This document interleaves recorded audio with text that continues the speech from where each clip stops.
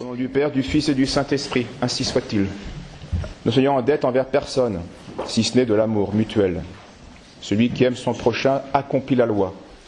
En effet, les commandements bien connus, point d'adultère, point de meurtre, point de vol, point de faux témoignage, point de convoitise, tout cela se résume en une seule parole. Tu aimeras ton prochain comme toi-même. L'amour ne fait de mal à personne. L'amour est donc la plénitude de la loi. C'est bien connu et c'est très profond et nos malheurs viennent de ce que nous n'appliquons pas bien cette dette et cette charité, cette loi. Aujourd'hui, je voudrais insister sur l'un de ces commandements. Tu ne feras pas de faux témoignage, qui est le plus grave des mensonges, et qui concerne le mensonge. Le mensonge offense Dieu et nuit au prochain, et à nous-mêmes d'abord.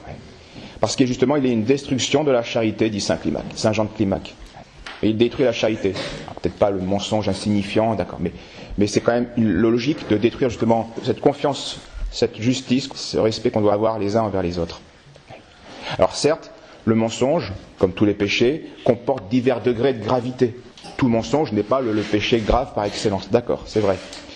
Et donc le châtiment ne sera pas le même selon que l'on ment par malice, par méchanceté, ou par légèreté, ou par peur, par réfléchi, ou par plaisir pour faire rire, ou pour fuir un persécuteur. Évidemment, tout ça c'est du mensonge, mais ce ne sera pas le même degré et pas le même châtiment.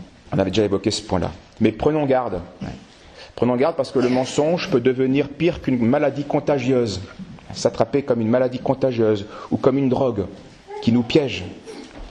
On ment une fois, puis deux fois, et puis en fait on ne peut plus s'en passer. C'est très utile.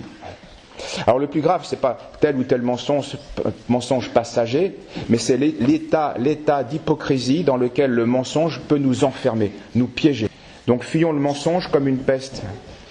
Et attention donc aux enfants, aux épouses, aux femmes, aux époux, aux hommes, menteurs, qui peuvent trouver par expérience que c'est assez facile, assez habile pour éviter quantité de problèmes, quantité de contradictions, quantité de désagréments, et qui vont se mettre à mentir facilement et surtout habituellement.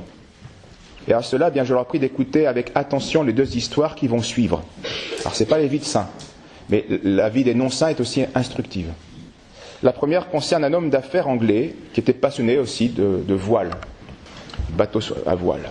Il s'appelait Donald Crowhurst. Je dois mal prononcer, mais voilà, on va dire Crowhurst. Et il avait, donc c'était un homme assez intelligent, il avait réalisé et conçu un radiocompas qui donc facilitait le repérage sur la mer. Bon voilà, c'était sa passion et en plus il avait fait un commerce. Mais après un certain succès commercial de l'instrument qu'il a pu inventer, son entreprise va connaître des difficultés financières, ça marche plus bien. Alors il cherche à se faire un peu de publicité et il se dit je vais chercher un sponsor pour participer à une grande course, le Sunday Times Golden Globe Race. Et ce journal offrait comme prime, comme trophée au premier navigateur, celui qui ira le plus rapide, un prix. Donc d'abord c'est une retombée publicitaire, et puis en plus un prix de 5000 livres sterling. Donc c'était vraiment intéressant pour ses difficultés. Alors il va se lancer dans ce projet-là. Il va hypothéquer son entreprise et sa maison pour avoir justement le sponsor pour pouvoir construire le bateau et faire cette course, parce que c'est des bateaux très techniques, donc ça coûte cher. Donc il va faire construire un trimaran de 12 mètres, mais il n'est pas au point, ça a été trop rapide, bref, il y a plein de choses qui ne vont pas, mais pourtant le jury va le qualifier, donc il peut participer à la course. Et donc lui vraiment il espère gagner ce prix, grâce à son bateau, grâce à son ingéniosité, etc. Le départ a lieu le fin octobre 1968, 31 octobre. Et puis très vite, la course se passe très mal, il va rencontrer des difficultés, et en fait, assez rapidement, en secret, il ne le dit pas, mais il abandonne la course. Il voit bien qu'il n'arrivera jamais, donc il abandonne, mais il fait croire qu'il continue la course.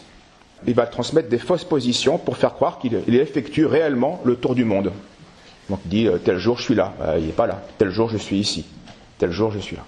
En novembre-décembre, donc très rapidement, on l'a dit, son désespoir donc le conduit à tromper tout le monde sur cette course-là.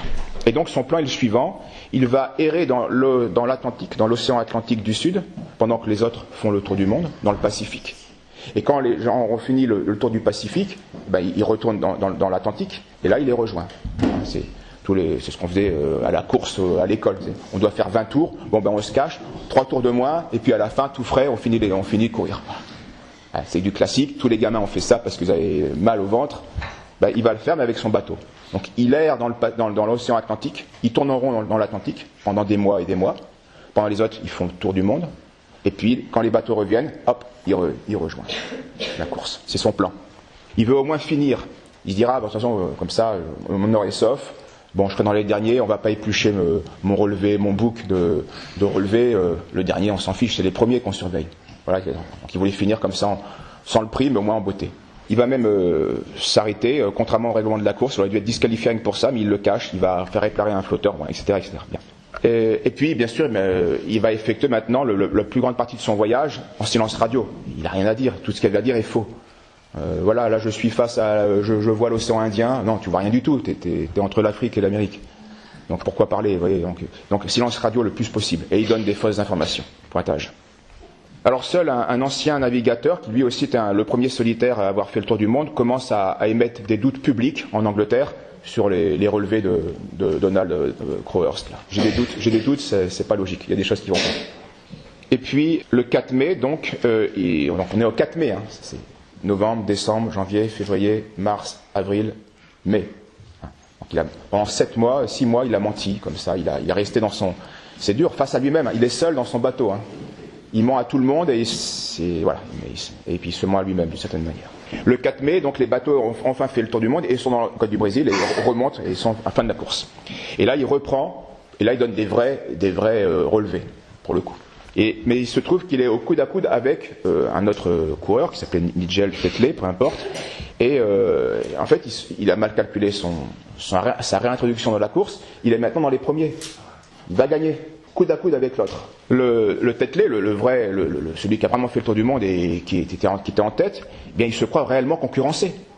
Il dit, voilà, alors il met les bouchées doubles, il demande à son bateau le maximum pour aller toujours à fond, toujours plus vite, etc. Et l'accident va avoir lieu, et il va casser son voilier et donc il va être disqualifié. Celui qui aurait dû normalement, s'il n'y avait pas eu ce mensonge qu'il a induit en erreur, il n'aurait pas eu de pression et il aurait fini et voilà. Donc vous voyez déjà la première conséquence de ce mensonge. Mais là, maintenant, l'autre qui était à coude est disqualifié. Donc maintenant, il est le premier. Donc là, c'est sûr, on va éplucher tous ses relevés. Et l'imposture va éclater. Ça va être encore pire. Son journal de bord ne pourra pas tenir la route. Et donc la supercherie va être découverte. Et donc, il est à partir de ce moment-là, on le comprend, prisonnier de son mensonge. Il a été trop loin. Ça fait trop longtemps qu'il ment. Depuis bien longtemps, il doit arrêter de mentir. Mais il ne pouvait plus arrêter de mentir. Il était dans une logique de mensonge. Il était piégé. Alors, on peut toujours sortir d'un piège, mais vous comprenez bien que plus on ment, plus c'est difficile de se retirer du piège. Plus on s'est enfoncé. Quand on commence à couler dans la boue, tant que c'est les pieds, ça va, les genoux, ça va, le torse, c'est compliqué, quand on en est là... Bien, et donc ça se finit le 29 juin, où il va donner sa dernière émission radio. Après, on ne l'entend plus, et on va faire des recherches. On va retrouver le 10 juillet son bateau qui était vide. Donc on suppose bien sûr qu'il s'est suicidé parce qu'on ne l'a jamais retrouvé, donc il a dû certainement se jeter à la mer. Et donc là on va éplucher son journal de bord et on va comprendre ce qui s'est passé, le mensonge depuis des mois et des mois. Et surtout il avait un journal de bord pas seulement de points de faux, mais aussi des réflexions qu'il se faisait à lui-même. Et on voit bien qu'il était dans une logique autodestructrice, qui l'ont presque fait sombrer dans une sorte de folie. Les derniers mots qu'il a écrits avant de se jeter par-dessus bord, probablement, étaient les mots suivants. C'est fini. C'est fini. C'est la fin de mon jeu. La vérité a éclaté. Alors l'autre histoire, elle est plus connue, mais elle est aussi encore plus triste. Désolé. Il s'agit de Jean-Claude Roman. C'est connu cette histoire-là en France. C'est un fils unique. Et il entreprend en 1972 des études de médecine à Lyon. Mais il ne va pas dépasser le stade de la deuxième année. À la deuxième année, il va échouer. Il ne se présente même pas aux examens. On n'a jamais réussi à savoir pourquoi. Mais au lieu de dire à ses parents, écoutez, moi ça ne me plaît pas, je change, peut-être que c'était un mauvais choix, peut-être qu'il pouvait, puisqu'il n'était pas, on verra qu'il n'était pas bête, loin de là. Bon, en tout cas, il ne choisit pas de dire la vérité, qui va peut-être pu décevoir ses parents, mais il va s'enfermer dans un mensonge. Absolument, là encore, autodestructeur. Plus que auto. Plutôt que de dire une vérité qui n'est pas à son avantage, il va préférer mentir à son avantage. Et il va faire croire à ses proches, à ses parents, mais aussi à ses amis, et avec succès, qu'il passe d'année en année, voilà, et qu'il va même réussir à avoir son examen de médecin. Il allait jusqu'à être dans le hall avant les examens, il ne rentrait pas, Et puis à la sortie, donc il partait ensuite, et puis quand l'examen était fini, de nouveau il traînait avec les autres qui avaient passé l'examen. Donc quand on est 200 ou 300 ou 150, on ne fait pas attention, on ne surveille pas s'il était en train de plancher, on le voit à la sortie, on le voit à l'entrée, il a passé l'examen. Donc il fait croire à tout le monde qu'il est médecin. Ensuite, 1980, il va se marier avec une certaine Florence, la pauvre, ils vont avoir 2 enfants, mais il est sans travail. C'est un faux médecin, c'est un non-médecin. Alors pour vivre, parce qu'il faut vivre, il est marié, il a une famille, il y a des enfants, il faut les nourrir. Eh bien, il va tromper sa famille, ses amis, pendant des années, toujours en se disant soit médecin et chercheur même, à l'ISRN, ou soit médecin à l'OMS à Genève. Donc il part le matin et il rentre le soir. Il passe la frontière, dit-il. Parfois il le fait, parfois il ne le fait pas. Et il va même parvenir à donner le change en lisant, mais il y a des heures de solitude. Il ne fait rien de sa journée. Donc il n'a que du temps à lui. Et donc il lit des revues spécialisées de médecine pour un peu se tenir au courant. Et donc il arrive à avoir une culture médicale. Il arrive même une fois à tromper un cardiologue qui était impressionné par sa science. Mais il n'est toujours pas médecin. Et en fait, donc pour avoir de l'argent, il vit bien des sommes d'argent qu'il a escroquées au fil des ans dans son cercle de relations proches. Donc il vole ses parents, ses amis et même sa maîtresse, puisqu'il a aussi, malheureusement il sera aussi adultère. Et il leur fait croire qu'il a en Suisse des filons pour faire des bons placements. Alors tiens, prête-moi 15 000 euros et puis dans 3 ans, il y aura un bon rendement là, je pourrais t'en donner 20 ou 25. Ah bah ouais, 15 000, je sais pas quoi faire. Donc comme ça, 15 000, 20 000, 30 000. Mais il ne rembourse pas. Comprenez que ça va tenir 5, 6, 7, 8 ans, puis à un moment donné, évidemment, ça ne va plus tenir. Il a même aussi vendu à prix d'or des faux médicaments contre le cancer. Donc il a menti à ses proches pendant 18 ans. C'est long, hein, sur toutes ses activités. Et puis, donc le 9 janvier 1993, alors qu'il est à court de ressources financières, on ne veut plus lui prêter, au contraire, on réclame maintenant les intérêts. Attends, ça fait maintenant 5 ans que tu me dis, ouais, attends, mais maintenant j'ai besoin, je veux retrouver mon bien. Et puis surtout, son épouse est sur le point de découvrir toute la vérité. Donc il décide, non pas, comme notre anglais voilier, à un moment donné, c'est trop. Il est piégé. 18 ans. Alors plutôt que d'assumer la vérité, ça aurait été violent, oui, mais moins violent que ce qu'il va faire, plutôt que d'arrêter de mentir, il va continuer à fuir la réalité en supprimant ceux qui auraient été déçus de son action pendant 18 ans. Donc il va supprimer femmes, enfants et parents. Supprimer, ça veut dire tuer. Parce que ses parents, il avait confiance de ses parents, médecin à Genève, à OMS, et il avait la signature du compte de ses parents. Et il avait bien sûr vidé, année après année, le compte de ses parents. Il ne le savait pas, mais ils étaient ruinés. Et sa femme, elle ne comprenait pas qu'elle puisse jamais le joindre directement dans son bureau de l'OMS. Parfois, j'ai un truc à te dire, j'aimerais bien avoir la ligne directe. Ah non, c'est pas possible, je vais t'appeler. Et puis un ami avait donc cherché et découvert que son nom figurait nulle part dans les fonctionnaires de l'organisation. Donc ça commençait à faire trop de choses. Et puis sa maîtresse, qui était une dentiste divorcée, elle lui avait confié 200 000 euros. Et puis maintenant, elle aimerait bien récupérer un petit peu la mise. Alors c'est sa maîtresse, c'est la seule qui va échapper à la mort. Pourtant, il a bien essayé de l'étrangler. Et puis elle l'a supplié, et puis il a arrêté. Et il l'a reconduit chez elle, en gentleman. Et puis, après avoir tué tout le monde, il va chercher à mettre fin à ses jours, mais il va rater son suicide. D'où l'histoire et le procès, etc. Dernier point, l'enquête va montrer que Jean-Claude Roman est le seul témoin de la mort de son beau-père qui a eu lieu 5 ans avant le drame. Donc 5 ans avant, son beau-père a fait une chute dans les escaliers. Et il en est mort, le pauvre. Mais lui aussi, bien sûr, avait prêté de grosses sommes à son gendre, et maintenant, il voulait un peu récupérer sa mise. Alors on n'a pas la preuve qu'il a tué, mais on a quand même un témoignage des secouristes qui est tout à fait inquiétant et qui disent, les secouristes, donc les premiers pompiers qui sont venus, il était encore vivant, et il balbutiait, le beau-père balbutiait ceci. Jean-Claude m'a. Puis il n'a pas fini sa phrase. Jean-Claude lui a mis un masque à oxygène, et puis a dit, allez vite, partez. Puis il est mort. Donc c'est sinistre, mais c'est intéressant, là on a un cas d'école, hein. Comment le mensonge a enclenché tous les péchés capitaux. Meurtre, vol, adultère, mensonge. Pourtant le mensonge n'est que le 8e commandement, hein. Pas le 4e, c'est pas le 5e, c'est pas le 6e, mais il est capable d'engendrer tout cela. Et notre Jean-Claude Roman, donc on a eu une enquête, mais on ne pouvait rien prouver, hein. Une chute des escaliers, si on vous pousse dans les escaliers, ça reste une chute dans les escaliers, hein. Comment prouver qu'il y a eu un meurtre, hein? Donc l'affaire a été classée, hein, c'est un accident. Et c'est Jean-Claude Roman qui va prendre en charge les funérailles de son beau-père.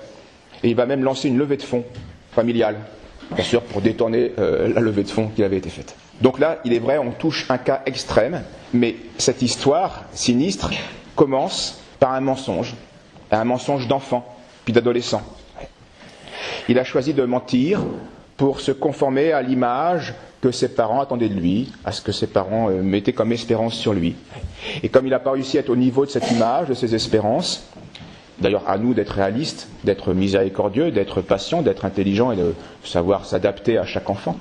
Mais en tout cas, cet enfant, d'ailleurs, jugeant qu'il n'arrivait pas à refléter toute l'image que ses parents et ses espérances des parents mettaient sur lui, eh bien il a choisi le mensonge pour ne pas les décevoir. C'est un mauvais choix. Et puis, il a été piégé. Il s'est piégé. Cela est devenu une habitude, une drogue qui a tout détruit, pour le coup tout. Et au départ, pourtant, il voulait simplement ne pas faire de la peine à ses parents en disant la vérité. Ouais, mais c'est la vérité. Ça fera de la peine, mais ça restera la vérité et c'est mieux que tout, la vérité. Il a donc menti en présentant une fausse réalité. Mais au final, il ne voulait pas faire de la peine à ses parents, mais il les a tués.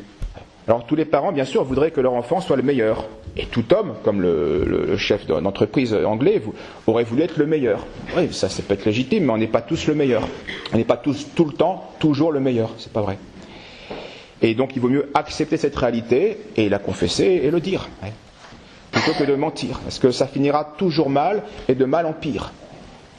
C'est la vérité, dit le Christ, c'est la vérité qui rend libre. Ça libère la vérité. C'est pas le mensonge qui rend libre. Et d'ailleurs, au confessionnal, on dit tous la vérité. Une vérité qui n'est pas à notre avantage. Et pourtant, eh bien, cette vérité nous rend libres. Elle tourne même à notre gloire, cette vérité qu'on dit au confessionnal. J'étais mauvais, je le dis à Dieu et à son représentant, à l'Église, en le regrettant, et cela fait que je deviens bon. C'est la vérité qui nous rend bon, c'est pas le mensonge. Alors pensons à ce commandement, tu ne mentiras pas. Celui qui aime son prochain a accompli la loi. En effet, ces commandements, point d'adultère, point de meurtre, point de vol, point de faux témoignage, point de convoitise, se résument dans cette seule parole. Tu aimeras ton prochain comme toi-même. L'amour ne fait de mal à personne. L'amour est donc la plénitude de la loi. Au nom du Père, du Fils et du Saint-Esprit, ainsi soit-il.